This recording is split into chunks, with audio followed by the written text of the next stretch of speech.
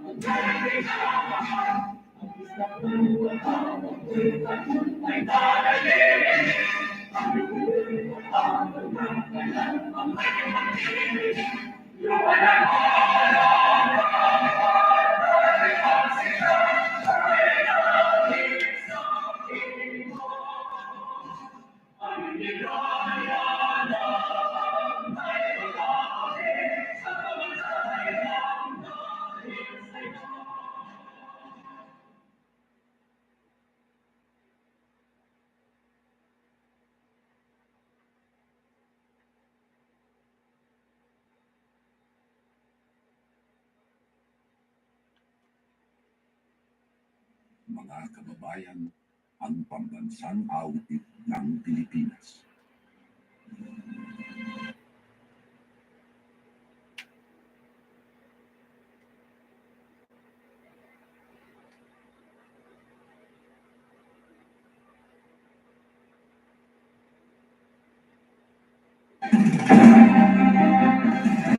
Ang administration pinagbalita ay tumatalakay sa may subang kasalukuyan at nakapanahon.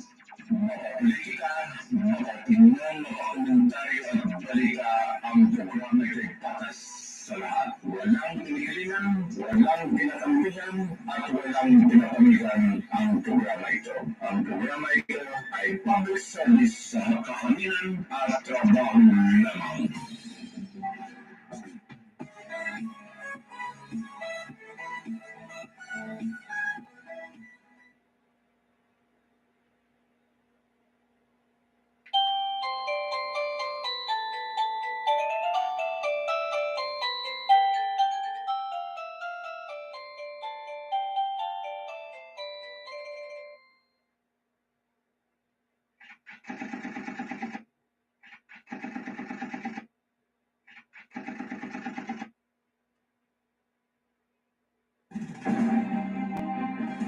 Ang administration pinagbalita ay tumatalakay sa may subang kasalukuyan at nakapanahon. Makapolitika, makaopinyon, makakomentaryo at balita ang programa ay patas sa lahat. Walang pinigilingan, walang pinakampihan, at walang pinapamigan ang programa ito. Ang programa ito ay public service sa makahaminan at trabaho lamang.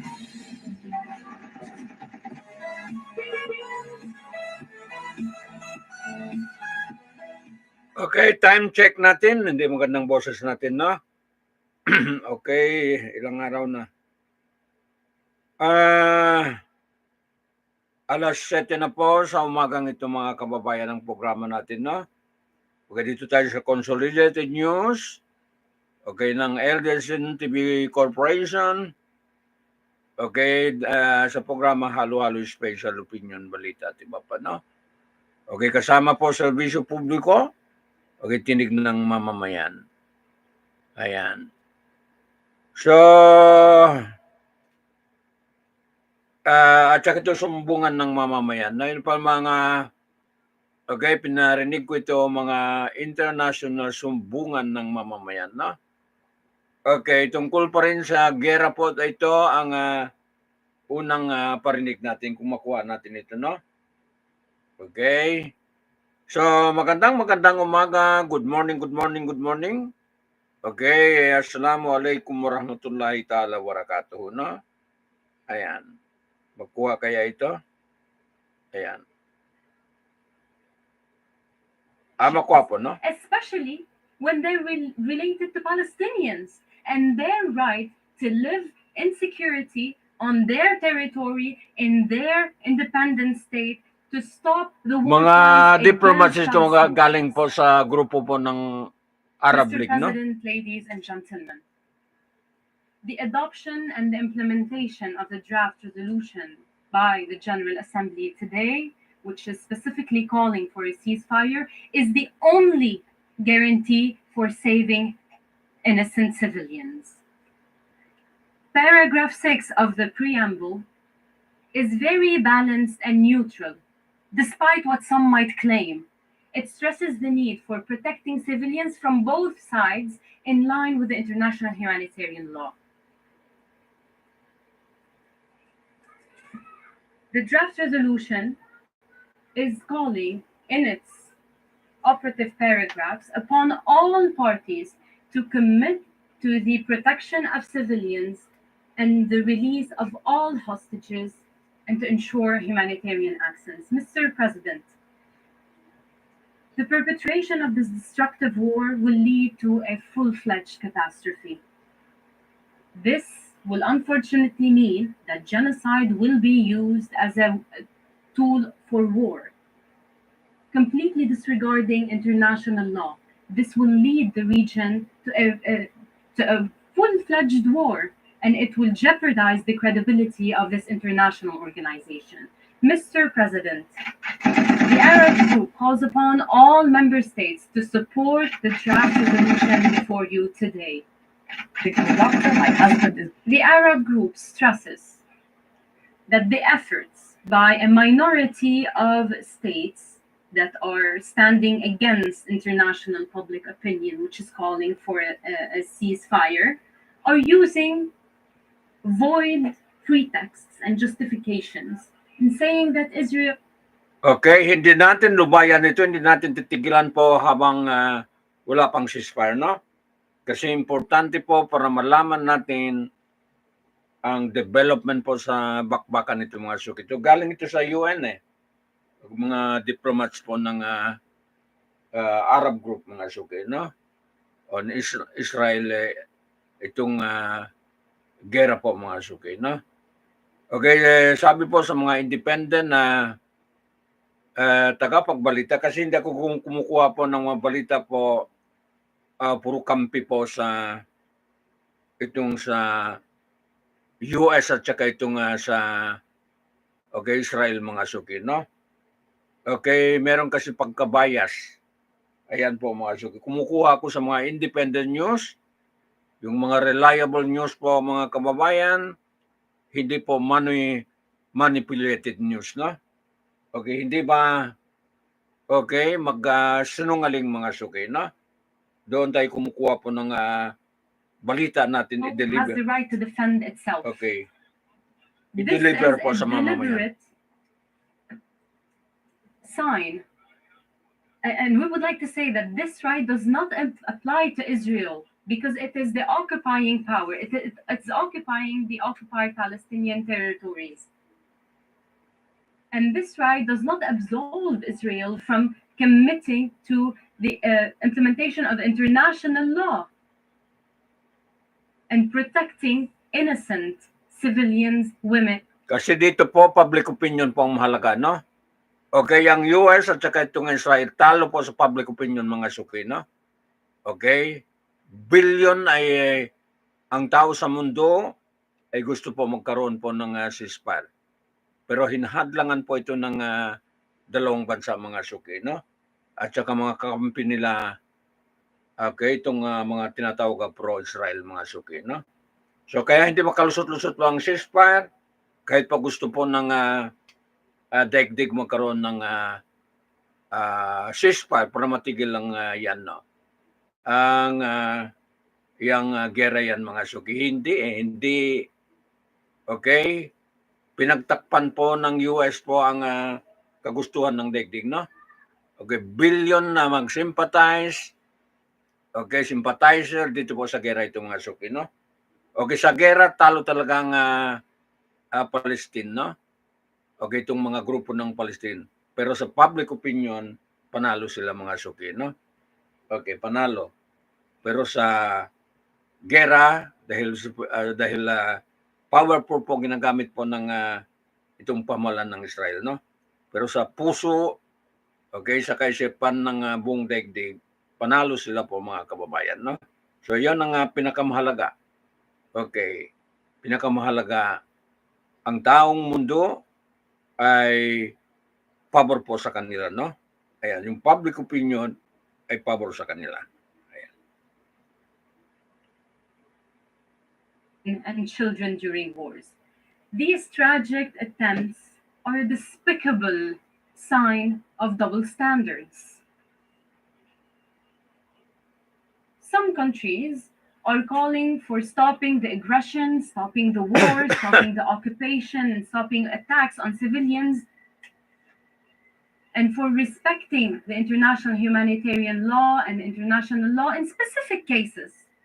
However, and unfortunately and shamelessly, they turn their back to these calls in other situations, especially when they're related to Palestinians and their right to live in security on their territory in their independent state to stop the war crimes against Palestinians. Mr. President, ladies and gentlemen, the adoption and the implementation of the draft resolution by the General Assembly today, which is specifically calling for a ceasefire, is the only guarantee for saving innocent civilians. Paragraph 6 of the preamble is very balanced and neutral, despite what some might claim. It stresses the need for protecting civilians from both sides in line with the international humanitarian law.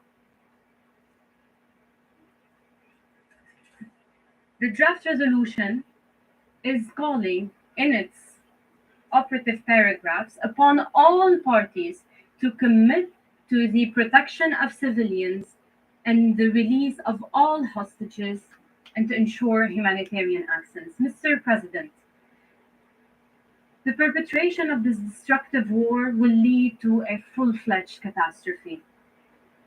This will unfortunately mean that genocide will be used as a tool for war, completely disregarding international law. This will lead the region to a full-fledged war, and it will jeopardize the credibility of this international organization. Mr. President, the Arab Group calls upon all member states to support the draft resolution before you today. Is by training also a medical doctor, is a cardiologist. Ayan, And po, the so, Arab Group stresses. okay, 3 beses na, no? Okay, yan po, mag-break muna ako and then isa naman na parinig natin, no? Tungkol po pagbeto po ng US, okay, sa resolution po ng United Nations, no? Okay.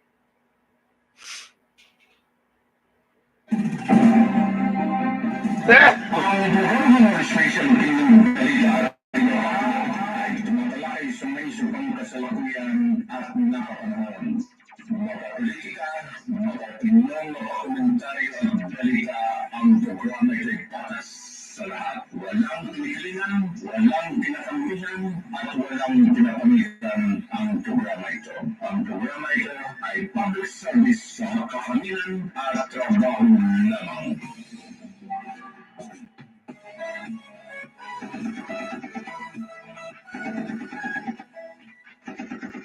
Okay, sa kaalaman ng publiko po mga kababayan, matagal ko na ginagawa itong pagtulong po, okay, sa UN organization. Matagal na. Ilang dekada na po tayo magtulong po, okay, para sa kapayapaan mga suki, no? So hanggang ngayon ay mailap pa rin ang kapayapaan mga suki, no? Hindi lang itong panahon ito. Matagal na panahon po ay ginagawa natin po pagtulong, no? Okay, sa ngalan po ng kapayapaan. Wala naman ako interest dito. Okay? Hindi naman ako maging presidente po ng kung saan-saan. Okay? Ang atin lang, kasi ibadat ito, okay, pagtulong po sa kapayapaan mga suki, no? Ibadat ito. Lahat ng gawain natin po ibadat, okay, sa ginagalawan natin dito sa mundo ito, sa ibabaw ng mundo ito, no?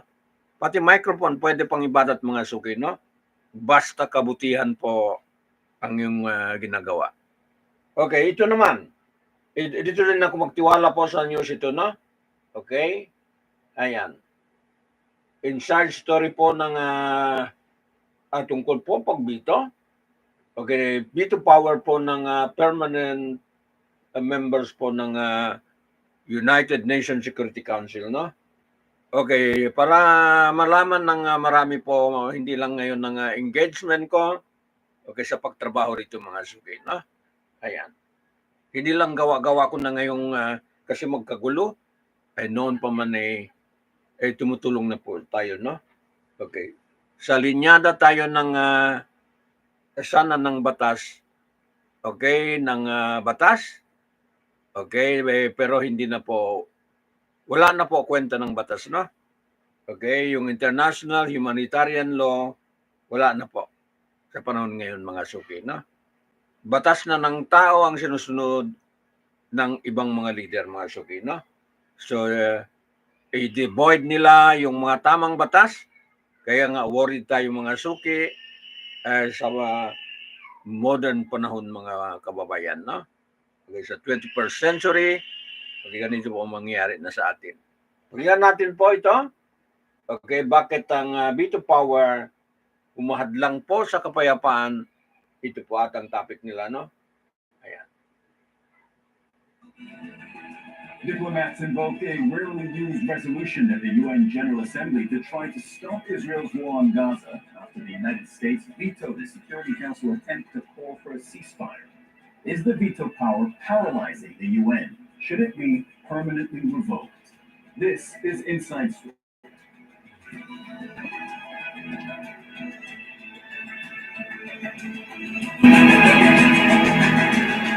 Kumukuha lang tayo ng mga balita reliable, hindi yung mga manipulated, gawa-gawa kasinungalingan mga suki, no? The emergency session of the United Nations General Assembly is bringing Israeli massacres in Gaza into sharp global focus. After more than 9 weeks of violence, the UN Security Council has been unable to agree on a ceasefire. Warning of a global threat, UN Secretary General Antonio Guterres invoked a rarely used article last week to urge the Security Council to act. But despite an overwhelming majority voting in favor of a ceasefire, the US blocked it using its veto power.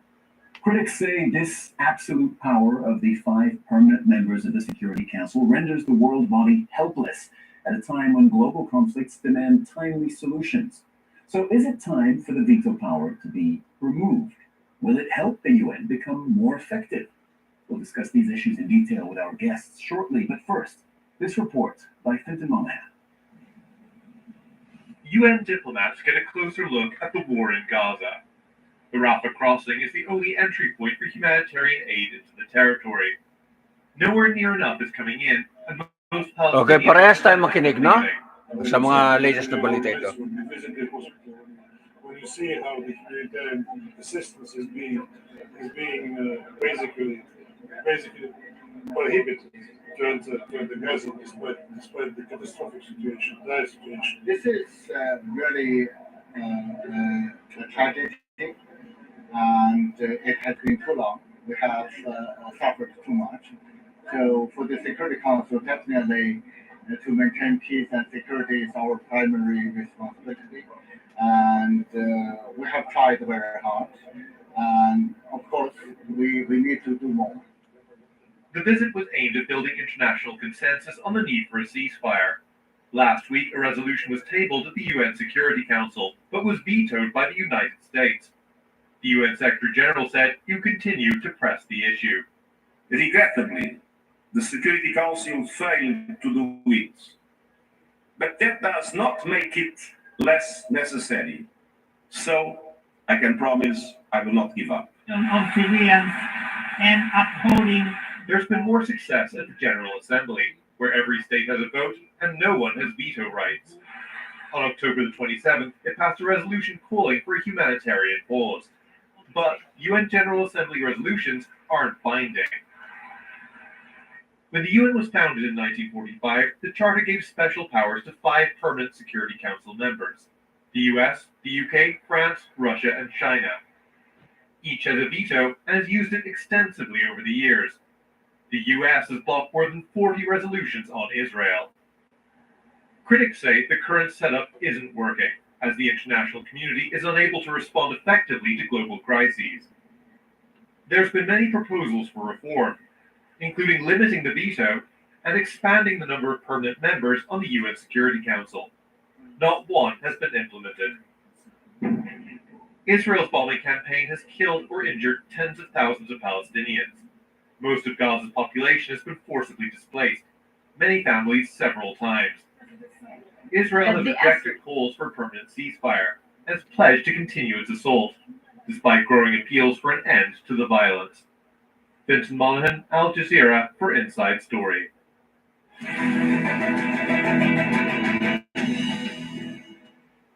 Let's bring in our guests. In Northern Wales is Con Ross, the founder of Independent Diplomat, a non-profit advisory group. He's also a former British diplomat who served on the UN Security Council. In Islamabad, Maliha Lodi is a former Pakistani ambassador to the United Nations and was closely involved in discussions about the reform of the Security Council. In Moscow now is Vyacheslav Matusov, former Russian diplomat, chairman of the Russian Friendship Society with Arab countries. Welcome to you all. Khan, first question to you. 18,000 Palestinians have been killed, most of them women and children, and the UN Security Council is not able to call for a ceasefire, even though most of the world wants to see the fighting stop. Is the UN failing at its primary mission? Yes, undoubtedly. I mean, the UN Security Council is the world's primary body for peace and security. And the US has blocked any action, as it has traditionally done, on Israel-Palestine issues.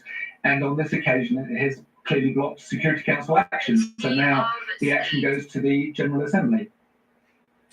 So, by the way, just to make this clear, at the time of recording, we haven't yet seen the vote of the UN General Assembly. It'll happen in a few hours. There is likely to be overwhelming support for pausing the fighting, and it's probably going to be called a ceasefire in the language that they're looking at. Maliha, we have many viewers from what could be called the Global South on Al Jazeera.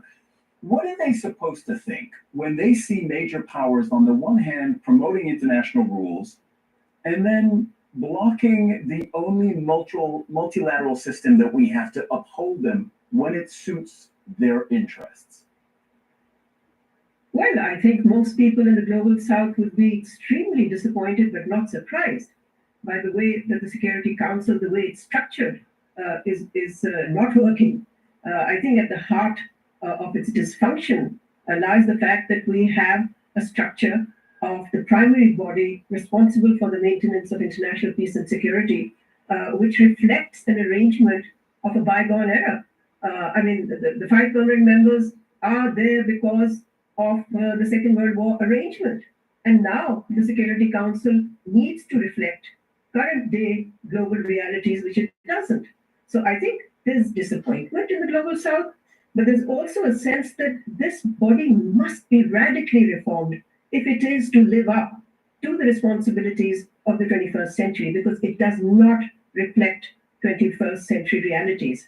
And for that, it is important that either the Security Council is reformed in a manner that you increase the number of elected members who can then balance the power exercised by the P5, or you move to end the veto wielding powers, even though I think that will be a very difficult thing to do, because any reform of the Security Council, with which I have been involved in the negotiations for almost 5 years, any reform would involve an amendment to the Charter of the United Nations.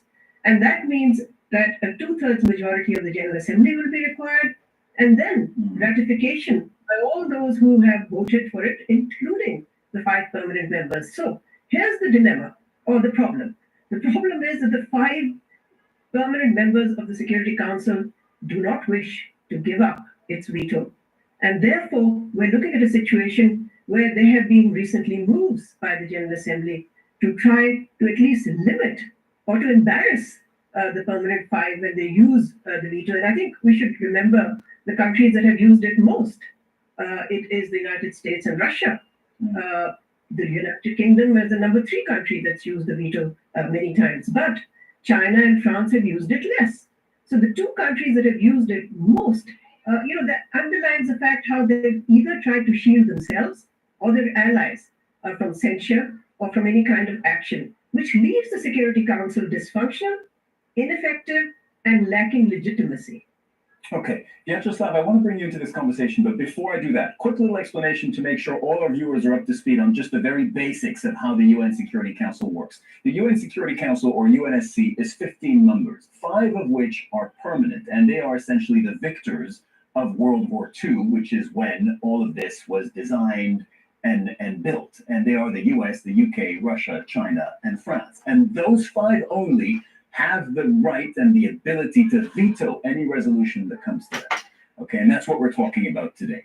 So, Vyacheslav, I want your take on this as a former Russian diplomat, because on this particular conflict, the war on Gaza, countries have been critical of the US vetoing a ceasefire. But there's another conflict going on, still going on, of course, Russia and Ukraine. And on that conflict, it's been the other way around, with Russia vetoing any attempts to impose a ceasefire in that war. So we see that the major powers use the veto when it suits their interests. What is your take on this issue of the veto power and whether it's blocking the UN? Of course, if we'll have a look at the current international affairs, we found out that the UN organization was established as a result of Second World War. Very pragmatically speaking, it was 2 powers that split it and support, and they in one sense against Germany, United States, and Soviet Union. It was 80 years ago, and now we facing other things that 2 big powers, America and Russia, who replaced the Soviet Union, split absolutely different positions. And now, if you have a look at their situation in Syria, where Russian troops facing American troops in Deir ez-Zor, on the borders of Jordan, and also on Ukraine, where they are fighting. And the Russian view on what situation in Ukraine is Russia is fighting not of Ukraine, Ukrainian military forces. That's right. But these forces are supported fully. But my question is about the UN. My question is about veto power in the UN, Vyacheslav. Veto power, it is necessary thing. What agreed on in 80 years ago, it was a compromise, to find a compromise to satisfy United States and Soviet Union. Now, where the Russian Federation is in the state of war against the United States, to find a compromise and a common solution, it's very difficult if you look at details on any conflict, not only in Gaza. Why remind you 2006, the situation in Lebanon, when the Israeli army 2 months was bombarding their own allies in Lebanon, Christian Maronite militia, who was destroyed by Israeli strikes, rocket strikes, bombing. And why? Because Condoleezza Rice at that time said, in Lebanon, we are creating a new big Middle East. Well, the question I really want an answer to is how the UN works or doesn't work. Plan that is conflicted with the situation in United Nations in Security Council. Of course, 2 different positions. They cannot, 2 main powers didn't have opportunity to find a solution, common solution, because America considered Russia lost Russia, Soviet Union lost. Russia is weak country. We can't take into consideration their desire, their plans, their position, and only the United States can dominate. Well, now we have a plan on Gaza, on Israel. Plan, it is called Deal of Century. It is signed by, as we said, or discussed by. Vyacheslav, if you don't mind, I'm going to have to jump in because I really want to. Vyacheslav, I'll have to jump in because I really want to keep it about the UN mechanism right now for preventing conflict and keeping the peace. That's really our focus today. Khan, we just heard two different positions. One essentially saying the UN needs to be more inclusive in its decision making, and that means perhaps get rid of the veto or widen the veto power. And another, Vyacheslav, saying veto is necessary because it's a compromise between the major powers. Now, you were a British diplomat and you resigned, this is interesting, from the Foreign Office after the Iraq War. That's when you founded your advisory group, Independent Diplomat, because you figured that there was a democratic deficit, in your words. Tell us about that and how that applies today. Well, it applies because many smaller countries and non-state groups, many of whom are involved in conflicts or disputes around the world, are not entitled to speak at the UN Security Council or indeed other UN bodies when their issue is on the table. So Independent Diplomat was founded to address that problem by giving smaller groups, only democratic groups, the tools, the diplomatic means to get at those Security Council members or General Assembly members in other ways, for instance, by organizing private, informal meetings. But the earlier speaker who talked about the democratic legitimacy of the Security Council was absolutely right. It's not a legitimate body in that its membership is not representative. But the paradox is you make it larger and perhaps extend the use of the veto to other new permanent members, and that will make it even harder for the Security Council to reach agreement. And one of the paradoxes of what your Russian contributor said is that the veto is indeed in some ways necessary because it forces the big powers to agree or not to agree to a particular resolution. If they don't vote for a resolution and they can't veto it, they may well say, well, why should we implement it? Or why should Israel implement it in the case of Gaza? Because we haven't voted for it. And that's a paradox of the veto in a sense that it forces the big countries to adhere to the rules agreed by the Security Council or not. So in your view, should veto power be retained and perhaps modified, or should it be scrapped? I think it should be modified. I think there should be consensus in the General Assembly to limit the use of the veto. So Liechtenstein, the little state Liechtenstein, has proposed a reform whereby the veto could not be used in the case of mass atrocity or war crimes, and I think that's a very sensible reform, and many other countries would support that. And I think that's reasonable. The other reform is that Security Council members, permanent members, should be obliged to explain themselves to the General Assembly when they use the veto, when the General Assembly might then take up the issue, as they have done on Palestine today. Maliha, do we still live in a rules-based order if the majority will of the majority of countries in the world, as it's been expressed by the General Assembly, is blocked by just a handful of countries, can be blocked by a handful of countries? Well, of course, the answer is no. We do not live in a rules-based international order. But I do want to address something that you talked about earlier, which is the idea that expanding veto-wielding powers will somehow help the Security Council. I didn't at all mean that. I meant one way that the Security Council can be reformed to be more representative, more accountable, and more current to reflect today's realities is for it to expand by adding elected members. And the idea would be that that would help to balance the power of the P5, because the P5 are not going anywhere for now. If they're not going anywhere for now, then of course the answer also lies in initiatives that have been taken. For example, there's a French-Mexican initiative to try to limit the use of the veto so that it is not used in cases of mass atrocities. And then there's also a European initiative some years ago which aims to limit the use of the veto in cases where there is a humanitarian situation. But these initiatives are there. There's growing support for them amongst members of the General Assembly. But clearly, they haven't been able to achieve their objective because they have not been implemented. They've not been agreed to. What's the most realistic plan B at this stage? There've been many avenues for reform that have been proposed, that have been considered in various forums. What's the most realistic plan B?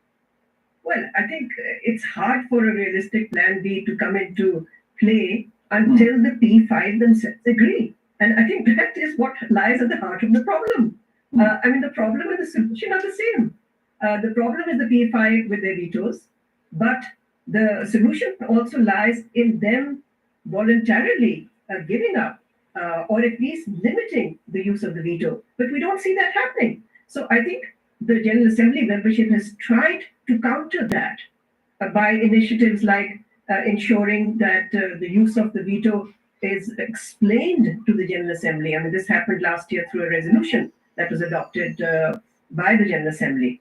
And of course, this led to an open debate in April this year by the General Assembly of the use of the veto, which was the first time that a major debate took place. Plus, don't forget that over 2 decades of negotiations in what is called the intergovernmental negotiating process at the United Nations in the General Assembly has not produced any outcome, but what it has done is to highlight the need for reform of the Security Council and the need for accountability by the P5 to the General Assembly, which after all is the parliament of the world.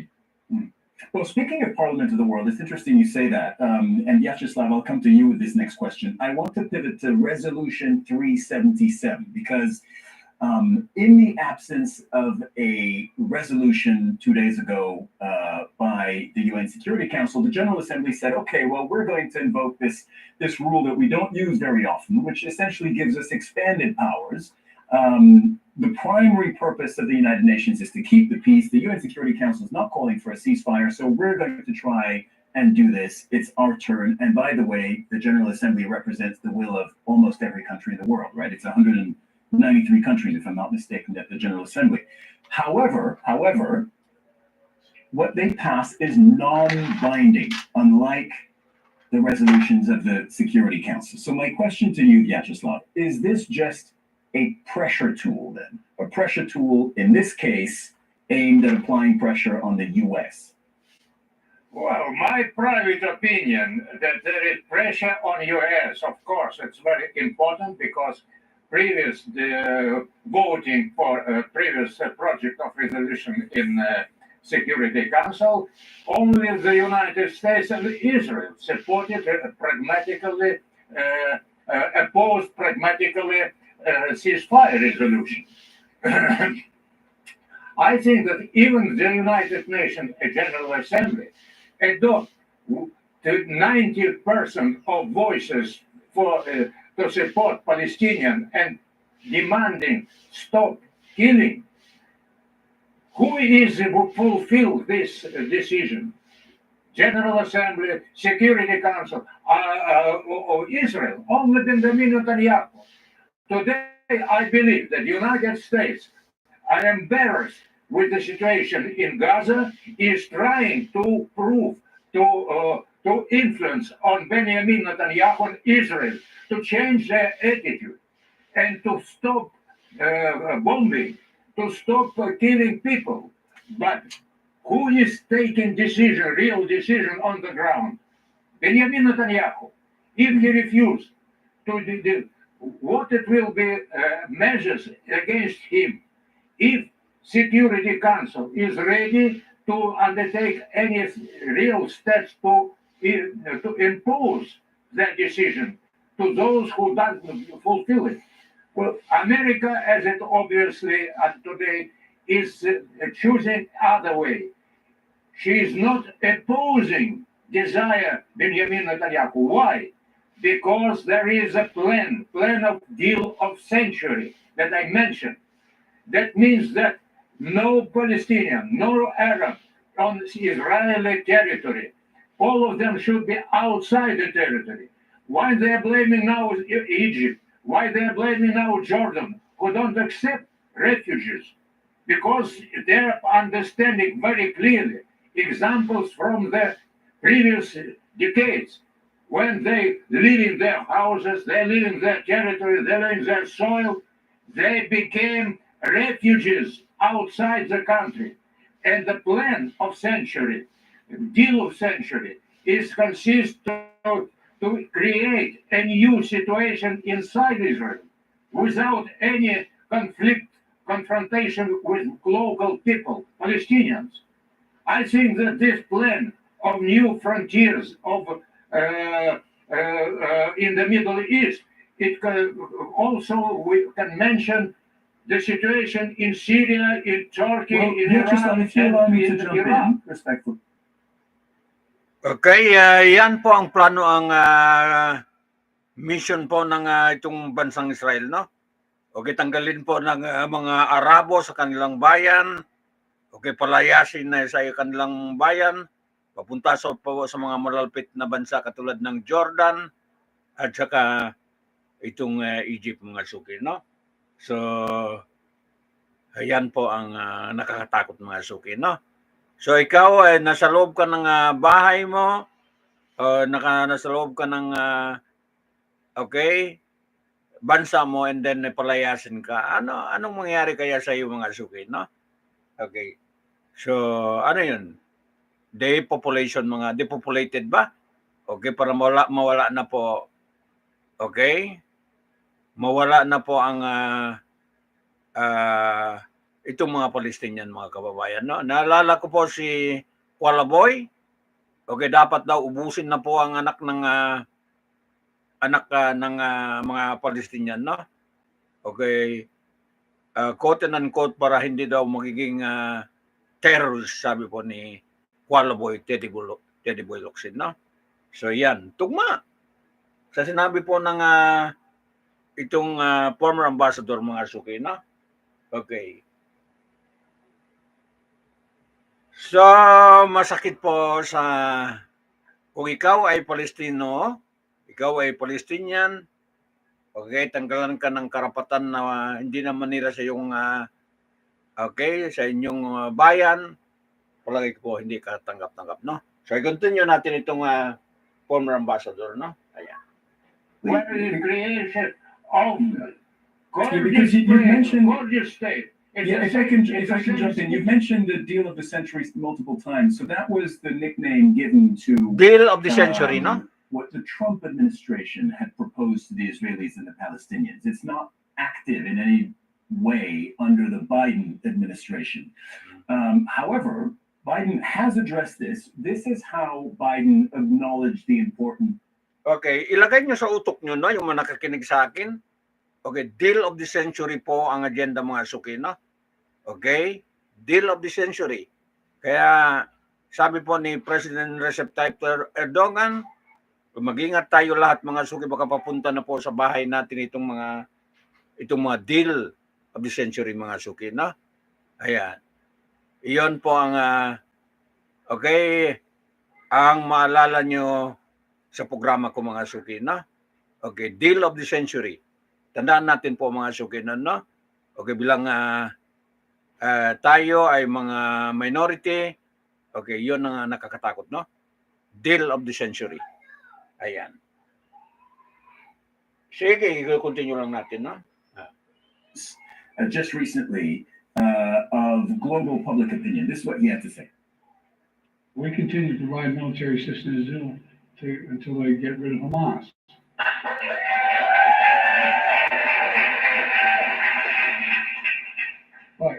But we have to be careful. We have to be careful.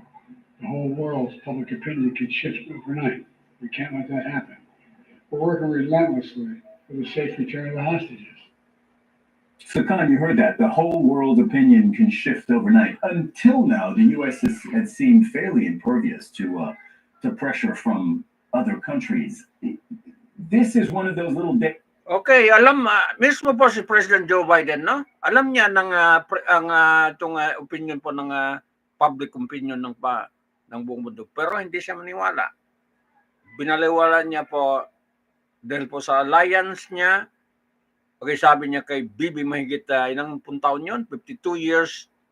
Okay, alliance po ni Bibi. Okay, ni Bibi ang Bibi yan, si Benjamin Netanyahu, no?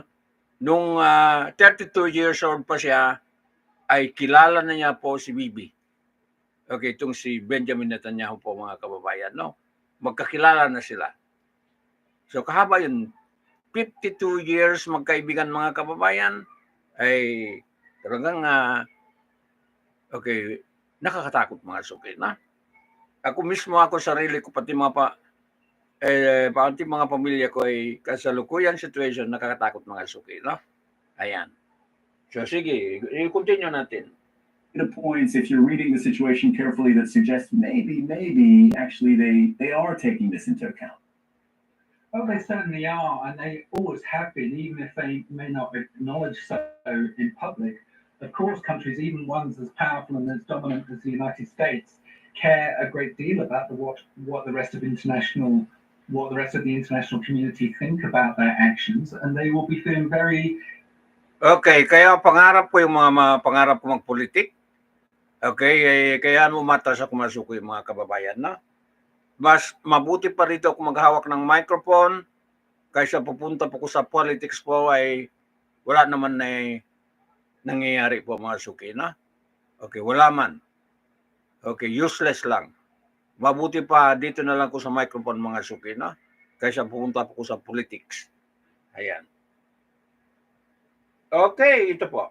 Exposed. They don't like wielding the veto in the UN Security Council. It makes them look very isolated. The vote in the General Assembly will demonstrate the same thing, that there is a large majority of countries in the world who want a ceasefire, and only the US and Israel and a few allies oppose it. And that's not a comfortable position for the US to be in. And likewise, Israel. Israel says it doesn't care about international opinion or the. Okay, so mga nakikinig, okay, tayo mga minority, okay, deal of the century, yan po ay ilagay natin sa kokote natin, no? Okay, yung deal of the century. Mismo na sa kanila po ay nagsabi na meron palang hidden, okay, agenda ay deal of the century mga suki, no? Ayan. Okay, ito po. Views of the UN, but it actually does.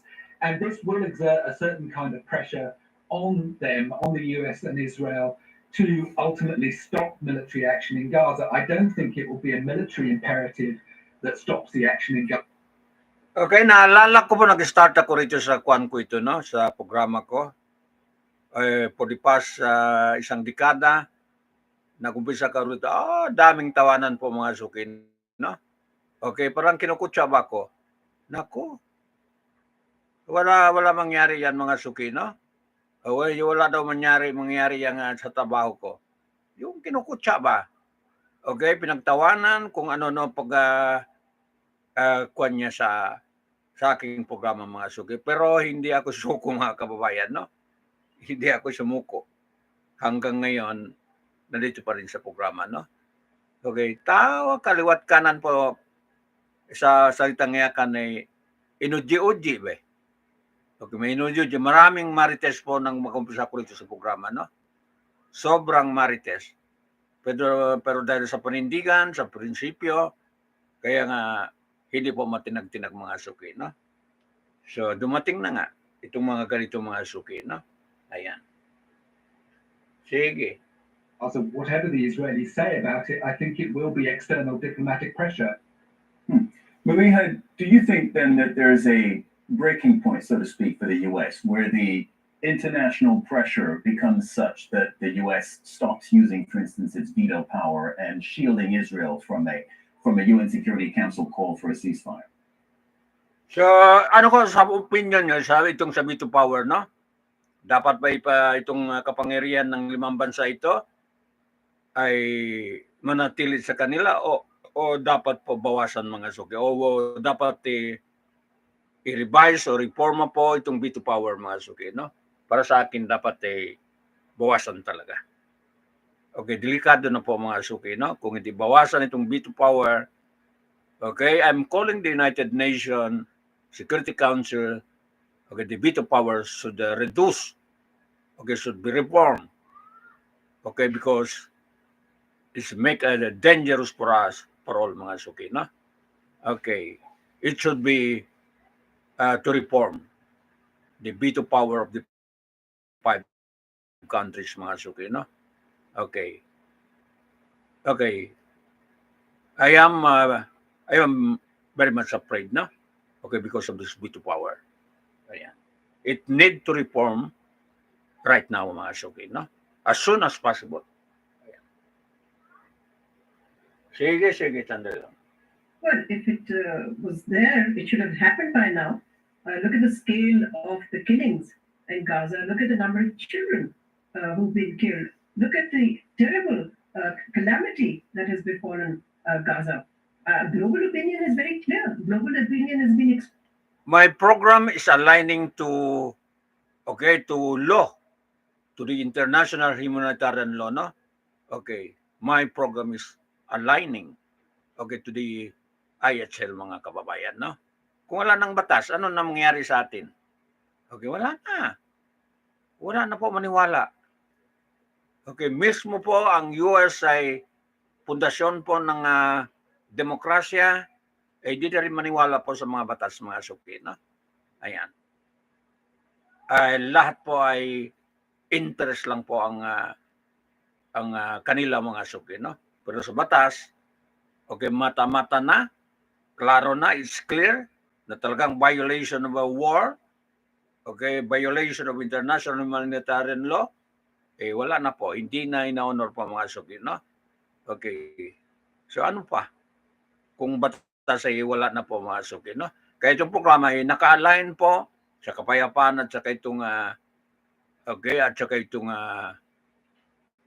batas, mga suki, no? Batas ng buong daigdig. Ayan.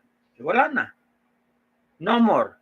The law is nothing. Okay. Sige.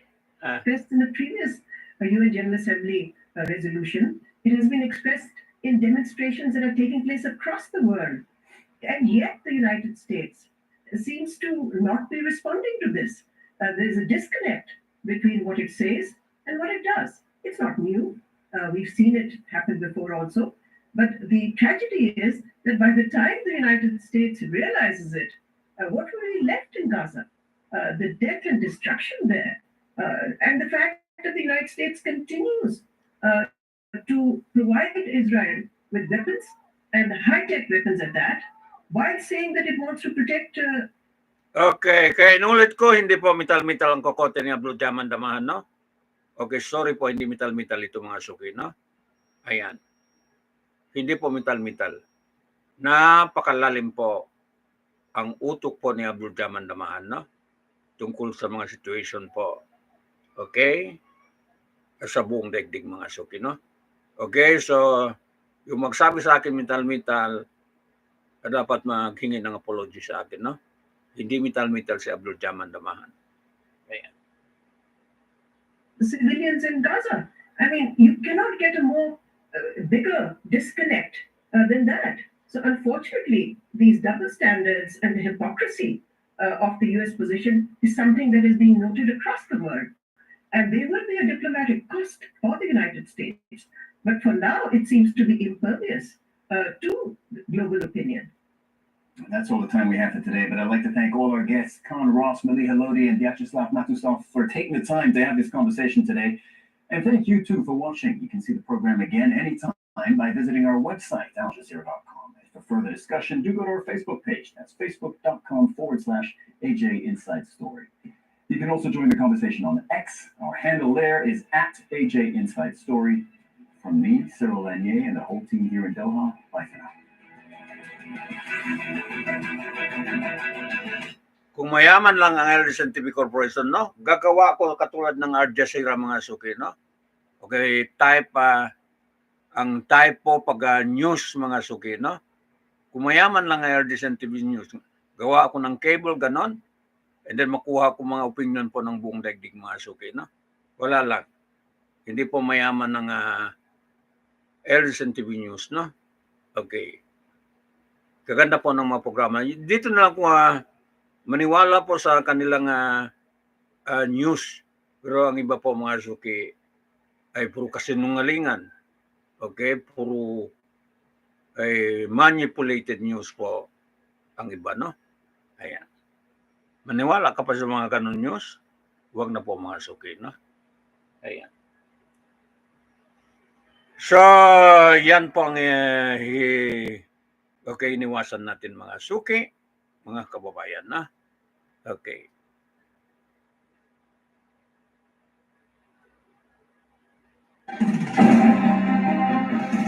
Ang Federal Administration ng Balita at ay tumatalakay sa mga isupang kasalukuyan at nakapanahon. Politika, opinyon, komentaryo at balita ang programa ay patas sa lahat. Walang tinikilingan, walang tinakampihan, at walang tinatamigan ang programa ito. Ang programa ito ay public service sa makakaminan at trabaho lamang.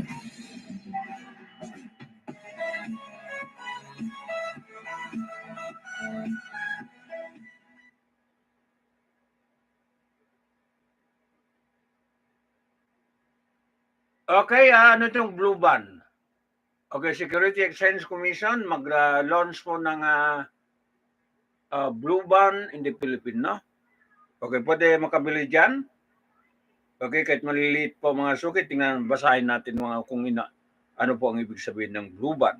Security Exchange Commission, pinamunuan po ni Attorney Emilio Aquino mga suki, no? Ayan. Magaling din. Ayan. Magaling po itong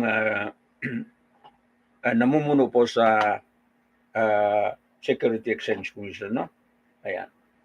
So, basahin po natin kung ano nga Blue Band. Okay, mga suki information. Ayan. Okay, mag-rest muna ako sandali and then puntahan natin ang balita ito, no?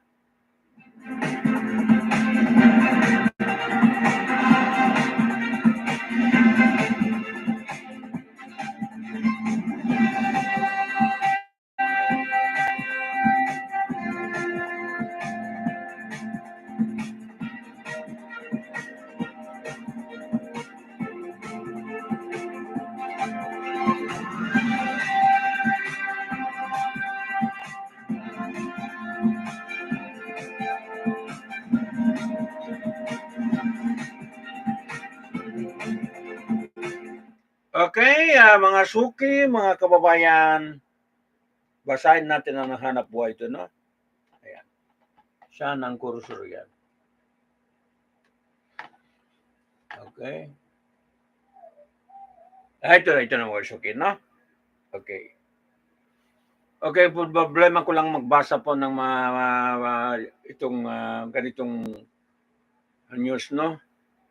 Okay, mahigit 300 na po ang grado po. 350 nata ang grado ng salamin ko, no? Okay. Sige lang. Kahit paidya-idya na, magtiis kayo, no? Pagbasa ko ng news, halos magsama na po lahat ng letra minsan, no? Kaya nangapa ako talaga. The Security and Exchange Commission said December 5, 2023, hosted with the ASEAN Development Bank, ADB, in partnership with the British Embassy in Manila and the ASEAN Catalyst Green Finance Facility. Okay, an event to officially launch Blue Band, okay, in the Philippines following the issuance on September 21, 2023, of a Security Exchange Commission Memorandum, Circular number 15, series of 2023, okay, providing for the guidelines on eligible blue projects and activities, okay, for the issuance of the Blue Band in the Philippines, mga project, mga suki. Malaki yan ito. Okay, project po, okay, ng mga pamahalaan, mga suki, no? Ayan. ASEAN is the Association of the Southeast Asian Nation, Okay, they even titled advancing the role of a capital market in financing the Philippines. Ayan po mga suki, no? Blue economy aim to encourage the companies to raise funds through capital market channel through various presentation and a panel session of on-topic retailing, okay, the potential blue band in the Philippines mga suki. So mga kumpanya, okay, galing po mga sa private sector, okay, mga may pera kumpanya, okay, mga corporation, ay pwede po makisali rito mga suki, no? Okay. They even also became an opportunity for participants to discuss among peers the opportunities and challenges to financing investment into the blue economy mga suki, no? Andito na po si Emilio Aquino. Ayan. Ayan. Si Emil Aquino po mga suki. Okay, mga tagapakinig, no? Ayan. Okay, the launch was opened by Security Exchange Commission Chairman Attorney Emilio Aquino, CPA. Okay. Attorney pa at saka CPA itong tao ito mga suki, no?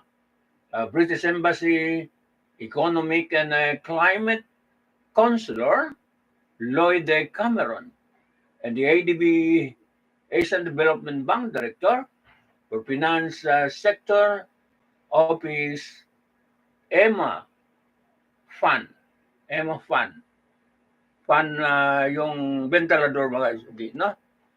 Okay, this was followed by the presentation of the Department of Environment and Natural Resources, the Bureau of Treasury, on the Philippine strategies and priorities in the harnessing blue economy potential and oversight and sovereign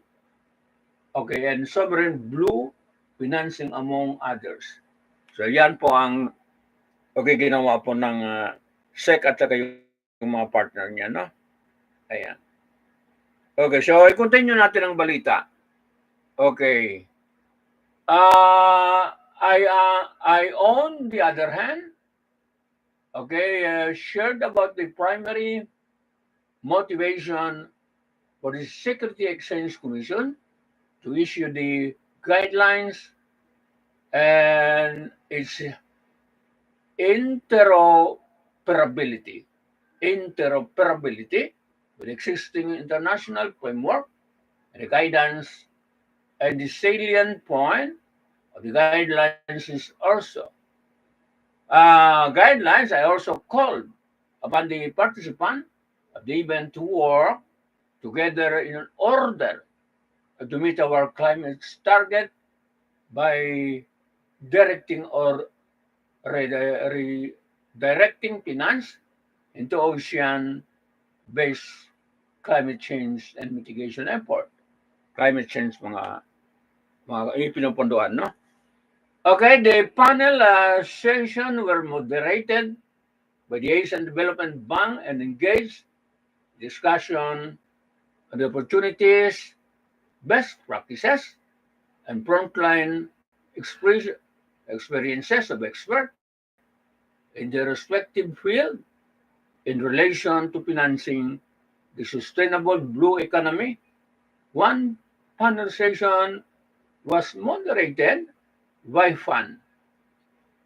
Okay, by FAN. Miss Emma Fan, no? Under the moderation, the panel discussed the person experience of investor in relation with their key consideration for investing in the sustainable blue economy and way forward for blue bond investment in the Philippines, no?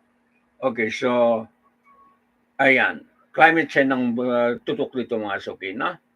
Okay.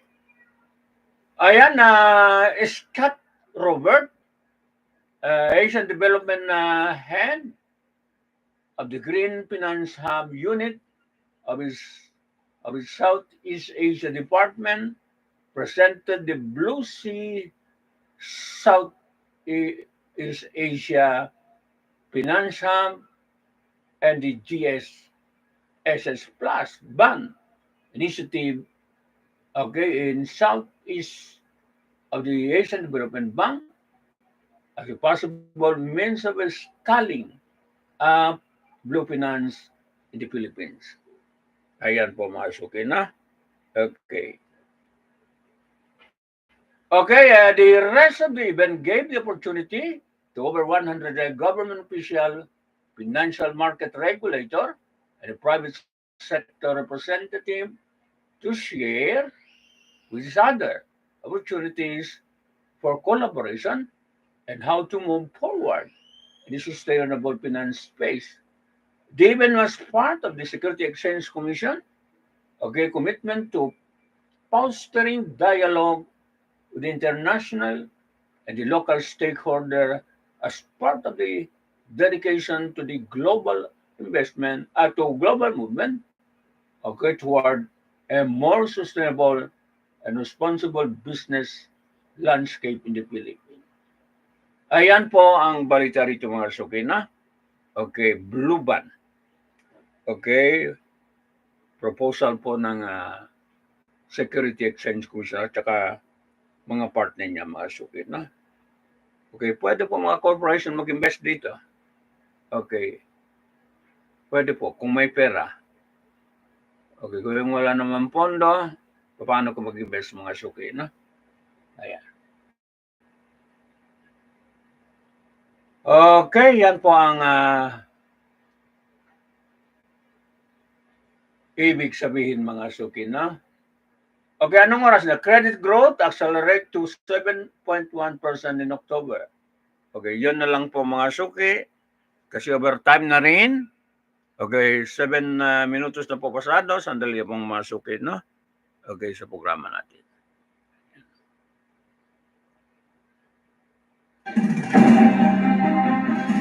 Ang Bureau Administration ng Dalila ay tumatalakay sa may subang kasalukuyan at nakapanahon. Politika, opinyon, komentaryo at balita ang programa ito'y patas sa lahat. Walang kinikilingan, walang kinakampihan, at walang pinapamigan ang programa ito. Ang programa ito ay public service sa makakamilan at trabaho lamang.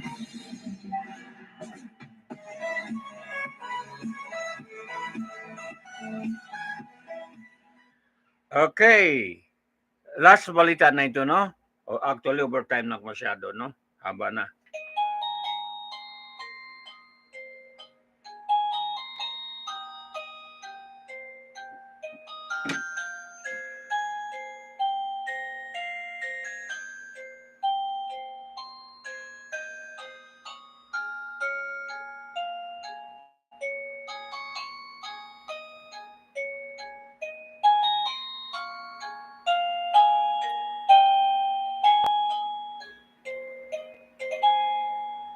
Okay, mga suki, mga kababayan, na malungkot ang kanta. Hanggang ngayon po wala pang dumadating mga suki, no? Okay, yung mga tulong-tulong, okay, galing po sa mga kaibigan mga suki, no? Okay. Pero bahala na.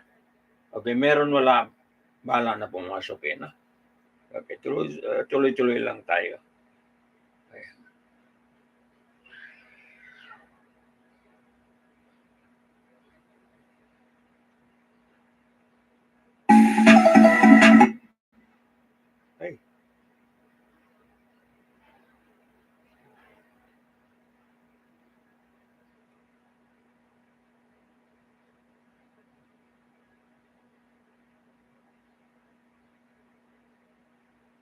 Okay.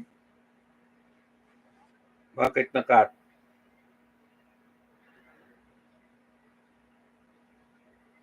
Okay, ayaw po, no?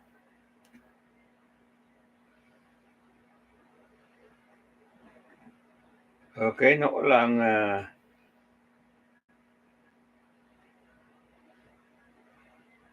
ano? Okay, nawala ang audio. Okay. Sige lang, okay na. Basahin na po natin ang detalye. Okay, ano ito? Okay, sa utang mga suki. Now, Manila, Philippines, after slowing for a sixth straight month, credit growth accelerated to 7.1% in October from 6.1% in September, according to the data ng Bangko Sentral ng Pilipinas, BSP. Ayan po. Tungkol sa utang natin sa October, no? Okay, preliminary data from the central bank showed that the loan disbursed by the universal and the commercial bank, okay, amounted to 11.31 trillion in end October this year. Okay, up by 753.87 billion from the 10.55 trillion recorded in the same period last year, mga suki, no? Ayan. So, magkwenta tayo ng figure, no? Okay, Michael Ricaport, Chief Economist of at the Rizal Commercial Banking Corporation, said the pickup in the bank lending growth in October was consistent with the seasonal increase in manufacturing, importation, and other economic activities. In the third quarter, amid anticipated higher demand for both local and export market in the last quarter of the year. Okay, Ricaport said declining global oil prices would help the continued easing, okay, of headline inflation, supporting a pause, okay, in the rate increases as well as possible rate cut by the Bangko Sentral ng Pilipinas once the U.S. Federal Reserve pivot one easing cycle in 2023. Ayan po, masok na. Ayan.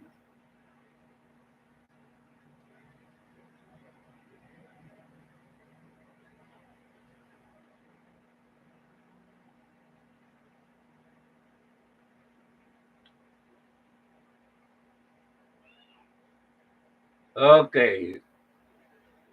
Halos hindi na po makita, no? Ayan. So, sige lang.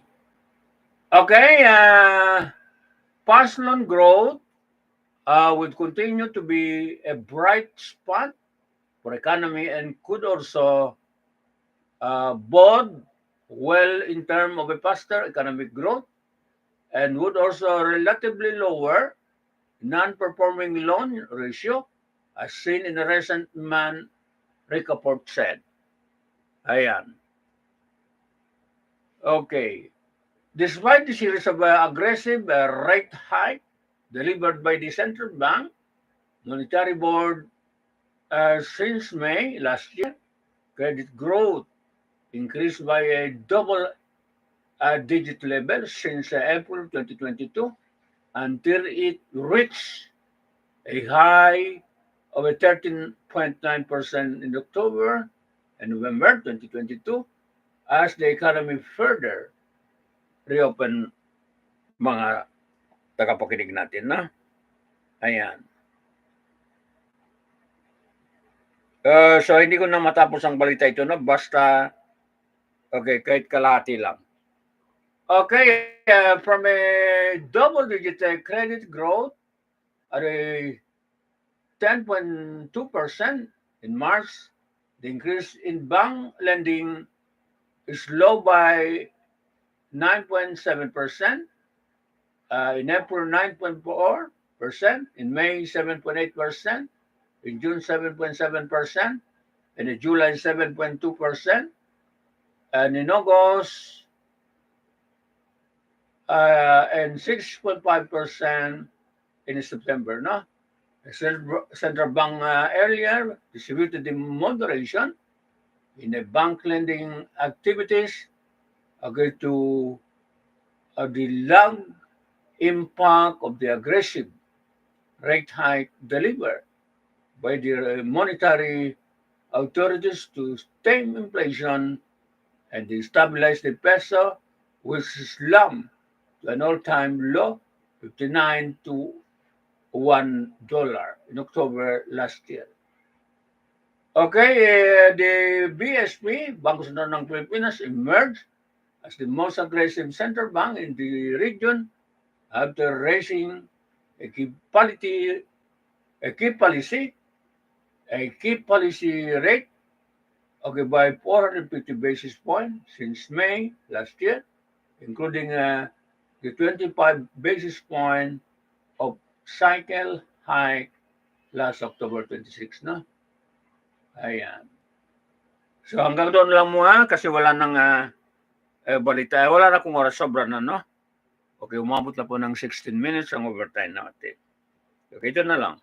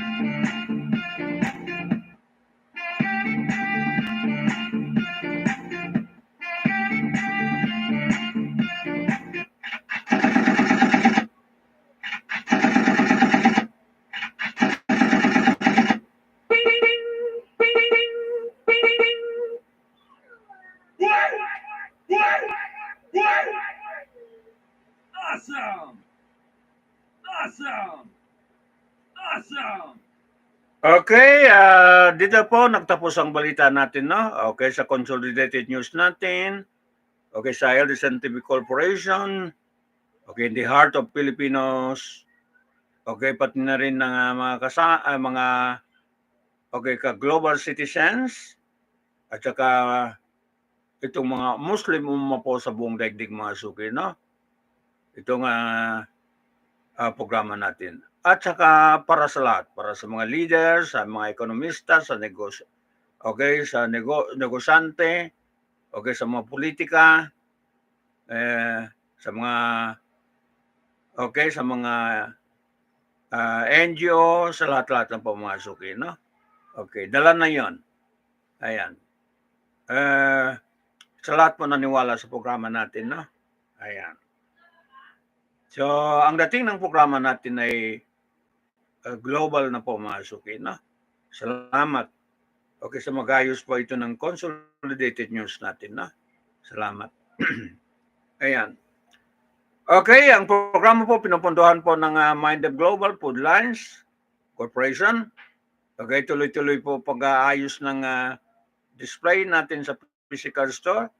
Maliban sa physical store, matagal na po online store itong Minded Global Food Lines, no?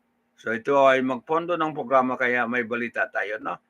Eh siyempre itong ADLSNTV Corporation, ganun din. Okay, nagpondo po ng programa ito para magkaroon lang ng programa, no? Uncut na program po, mga suki. Okay, mga kaibigan, sa lahat po nakikinig sa atin, no? Okay, magmula po sa halo-halo special, opinion, balita at iba pa. Okay, kasama po sa Bisyo Publiko, tinig ng mamamayan. And then, yung magsumbong sa atin po sa programa, okay, kung saan-saan po nanggaling mga suki, no? Ang karamihan po ngayon ay dahil sa gera ata yan, ang karamihan po magsumbong sa atin yung mga taga-ibang bansa, no? Okay. Ayan. So, yan po ang ginagawa po ng programa ito, no? Okay, so inuulit ko. Okay, basahin ko muna ito, no? Tungkol po sa United Nations General Assembly expected to vote on resolution demanding Gaza ceasefire, no? Okay, out of the 973 members of the UNGA, United Nations General Assembly is likely to vote on a draft resolution demanding an immediate, okay, humanitarian ceasefire in the conflict between the Israel and a Palestinian militant Hamas in the Gaza Strip, diplomat said. Okay, report po ng diplomat sa mga suki, no? Ayan. So, kahapon ang data po ng mga namatay, okay, diyan po sa pagpulbura ng sa Gaza Strip, no? Yung mga Northern Gaza, ngayon po ay South Gaza na po mga suki, no? Umabot na po, kahapon pa ito data, no? Kagabi, ngayon at kagabi ay meron naman dagdag po. 17,487 killed. Okay, mix na rito po bata, civilian, matanda. Okay, kalalakihan, lahat-lahat na po mga suki, no? Sa independent news ko kinuha ito, no? Ang sugatan, injured na tawag doon ay 46,480. Ayan. Okay, sa dahilan po sa October 7 cross-border attack by the Hamas militant or resistant mga suki, no? May balita ako na may nangyari source, pero hindi ko magbalita kasi okay, ang source ay hindi ko gaano pagkatiwalaan, no? Okay, galing po sa Western media. Hindi muna natin ito hanggat hindi makakuha tayo sa balita po sa mga independent media, no? Baka hoax lang ito. Ayan. Para hindi tayo masira mga suki, no? Ayan. Alam mo, propaganda. Okay, propaganda war. Mabisa po mga suki, no? Ayan. So, tapos na ang balita. Okay, mga kababayan, inulit natin, wala tayong masamang tinapay sa kapwa. Sa mga balita natin, okay, sa mga suki natin, wala po. Okay, paalam tayo. This has been Abs naman lamang po sa umagang ito, and then babalik tayo mamayang hapon mga suki, no? After ayos po ng tindahan ng namin, pamilya po mga suki, no? Okay.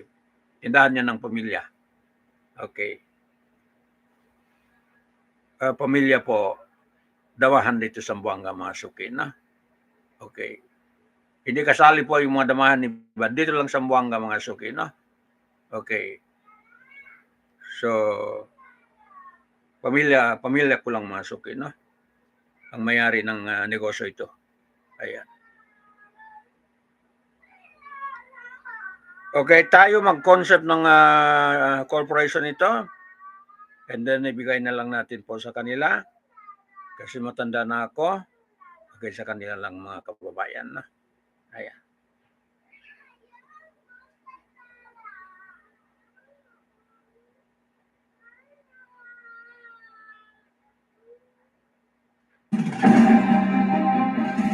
Ang Bureau Administration ng Dalila ay tumatalakay sa may subang kasalukuyan at nakapanahon. Mga politika, mga opinyon, komentaryo at balita, ang programa ay patas sa lahat. Walang pinigilingan, walang tinatanggihan, at walang tinatanggihan ang programa ito. Ang programa ito ay public service sa makakamilan at trabaho lamang.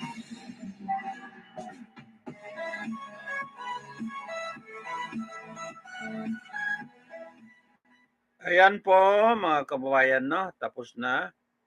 And then, i-close na natin ang channel programa.